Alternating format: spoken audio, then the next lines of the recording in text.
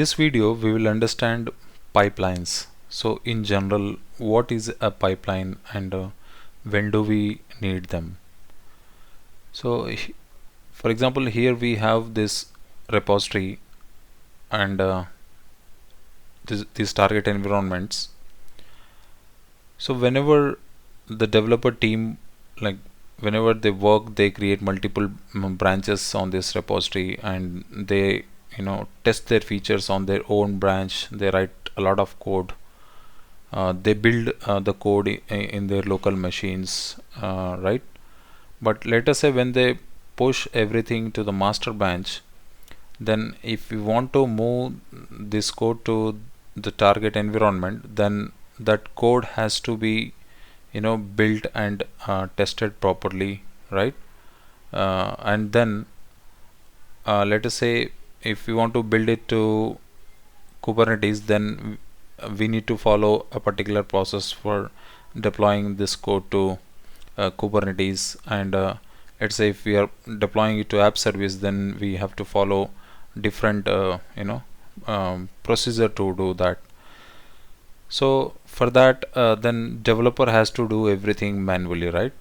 So to avoid this manual steps, we can automate that complete process by writing pipelines. So in pipelines, we write like continuous integration part in which we build the code and test the code. Okay. And in continuous delivery and continuous deployment, these two are sometimes combined and called as continuous deployment only. But let's understand what's the use case of continuous delivery.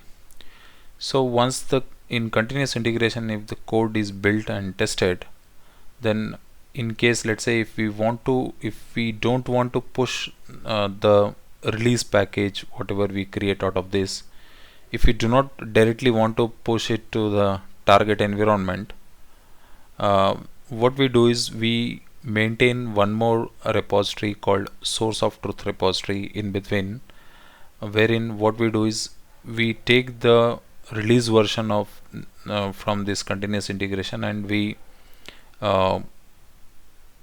maintain that release details, or you can say release package output in this repository. That is one thing. And the other thing is whenever we set up environment, we always, now it's all about infrastructure as a code, right? So we do not do anything manually, so we maintain the infrastructure related code also.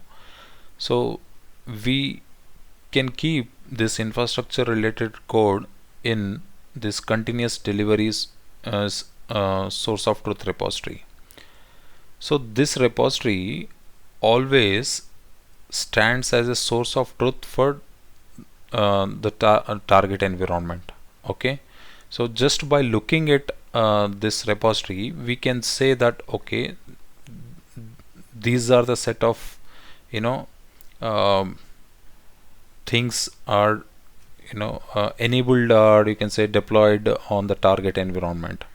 Okay, by looking at the release version in this repository, we can say that okay, so and so package is deployed, and by looking at the infra code, we can say that okay, this is how the infra looks on the target.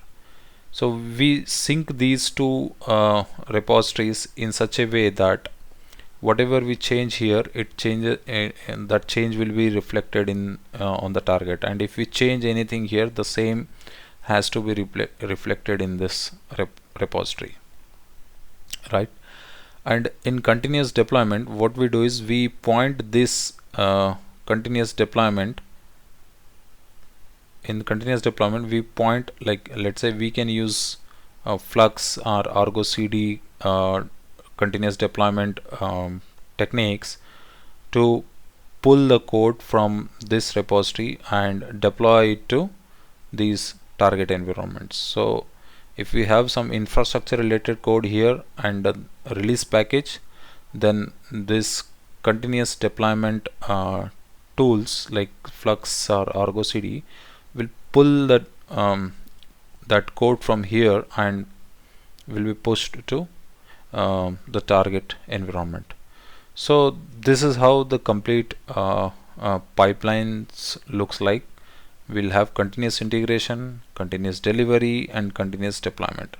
So this is not always the case. Sometimes, let's say whenever we build and test the code, if you want to move it to app services, then we can simply create a task in continuous deployment